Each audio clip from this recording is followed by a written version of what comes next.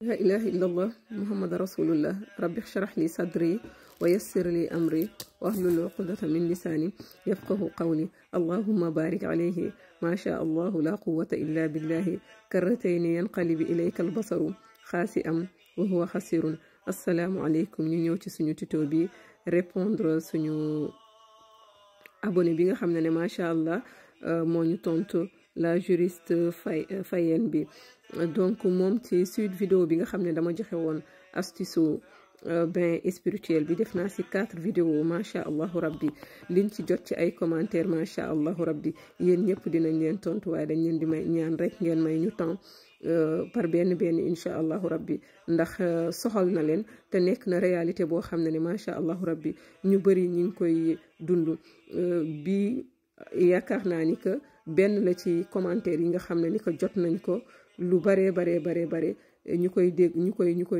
koy dëggal di confirmer donc moom kaawam dañ ko sélectionné parce que moom dafa ne mais soxna si yow moom je viens de découvrir voilà say vidéo mais moi ce que j'ai vécu wallahi nee na man li ma doon wax ci vidéo boobu noonu concernant les bains spirituels ak comment on vous attaque comment vraiment les symptômes comment ça se manifeste moom dafay confirmer ni que moom loolu la dund ba pare affaire bi daf koy jàpp def ko ay bopp yu metti ba pare voilà subhanallah mu am benn paralysie li si jiitu ñu ngi lay masawu yéen tamit maa ngi leen di jéggalu ndax dëgg la sama communauté macha allah dafa yaatu te que bëri na ci commentaire yi ñi nga xam ne ni que dañ may suivre surtout que aussi vidéo yi nga xam ne ni que astuce yi daf leen a intéressé mais ñi may ñaan ma wax français donc di ngeen dégg tantôt ma wax ci wolof di ngeen dégg tantôt tamit ma wax ci français ndax ñëpp xaj si macha allahu rabbi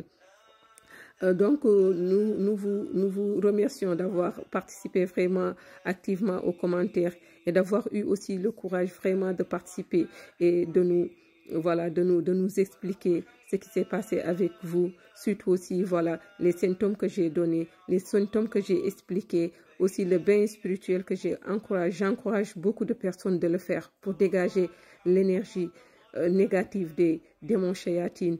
Les démons chayatines, ils sont djinns ou humains. Donc, il n'y a que ces deux êtres-là, voilà, qui sont de libre arbitre, soit les hommes, les humains ou les djinns. Donc, parmi eux, ils forment la communauté de Hizb Shaitan. Donc, ce sont les enfants d'Iblis qui sont là vraiment à propager le mal sur les enfants d'Adam. Et que vous savez, l'histoire n'a pas commencé d'aujourd'hui. Et si vous pouvez vraiment conseiller à quelqu'un que vous connaissez de faire ce bain-là, spirituel-là, ça va vraiment aider. Ça peut même sauver des vies, ça peut sauver des familles.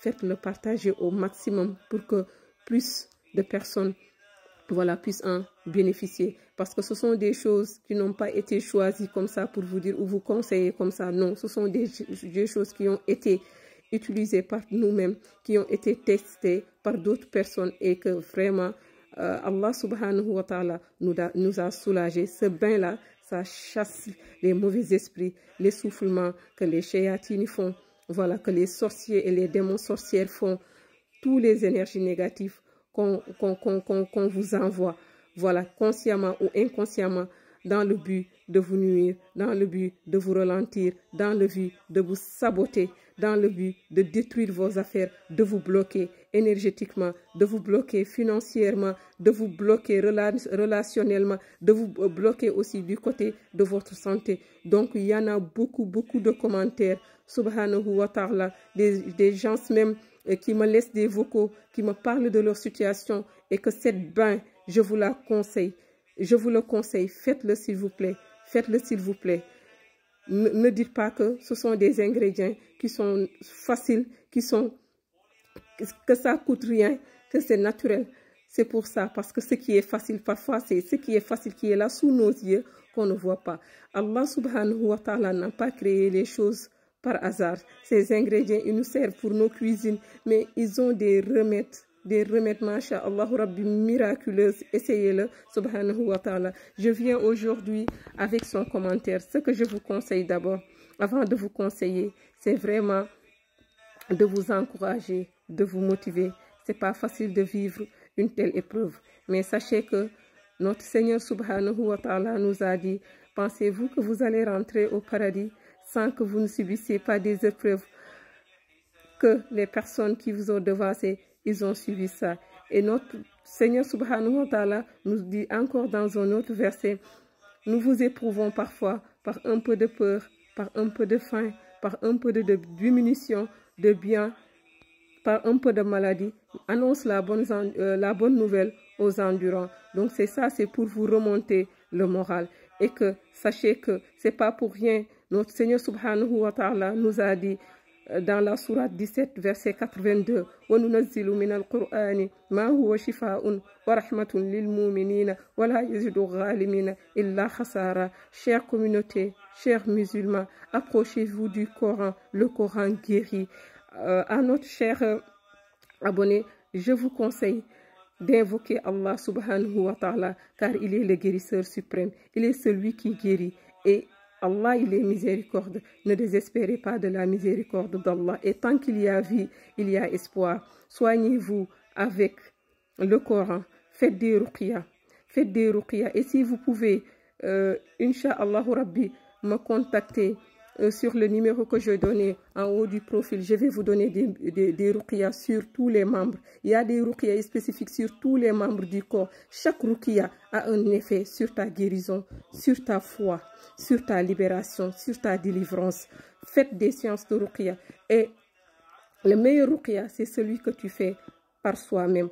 Il y a simplement une méthode. Comment faire? Vous avez besoin de savoir comment faire le ruqya. Il y a des étapes pour faire le ruqya pour soi-même et c'est pas difficile. Chacun d'entre nous peut le faire chez soi, Inch'Allah Rabbi, et placer sa confiance en Allah. Wallahi wal kitabi, le Coran guérit. Wallahi wal kitabi, je l'ai dit 3 fois. Wallahi wal kitabi, le Coran guérit.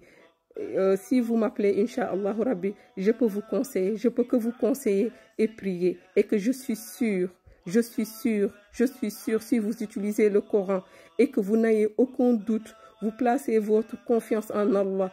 Wallahi, Allah est capable de tout. Le Coran est miraculeux. Faites-le s'il vous plaît. Faites-le. Et ainsi aussi, cette vidéo vous est adressée. Voilà, à vous, notre abonné qui nous a laissé un commentaire. Mais aussi, c'est adressé à toute la communauté. À toute la communauté. À toutes même les êtres humains qui ont besoin d'entendre ça. Faites vos ruqyas à l'heure, faites des invocations, priez à l'heure, donnez l'aumône autant que vous pouvez. La ruqya, c'est une bonne méthode à le faire et un programme à respecter, bi'iznillah. Et si vous manifestez, vous avez des symptômes, ça veut dire que vous êtes sur la bonne voie et que nous vous accompagnons, Inch'Allah Rabbi, pour vous aider à comprendre. Mais aussi, dans chaque phase que vous faites la ruqya, vous aurez besoin des explications, de comprendre si j'ai une telle manifestation, voilà, qu'est-ce que ça signifie, qu'est-ce que je dois faire. Il y a des moments pour faire ruqya, il y a des heures pour faire ruqya, et aussi il y a une méthode pour faire la ruqya, Inch'Allah Rabbi. Il y a aussi des huiles qu'on utilise, Masha'Allah Rabbi. Ces huiles-là aussi, ce sont des huiles tirées de la médecine prophétique, Masha'Allah Rabbi, et que vous suivez nos conseils, bi'iznillah, vous placez votre confiance en Allah.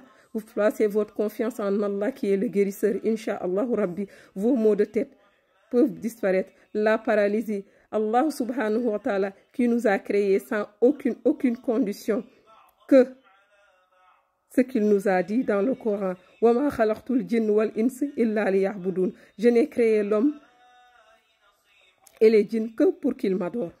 Mais quand Dieu nous a créés, il nous a légué de nos membres, il nous a légué de toutes les facultés émotionnelle, intelligence, de notre intelligence, de notre faculté à discerner. Donc ce même Dieu-là, le Créateur, il est capable de vous restaurer. Ce même Dieu-là, il est capable de vous redonner vos facultés, vos membres, que vous puissiez un jour remarcher.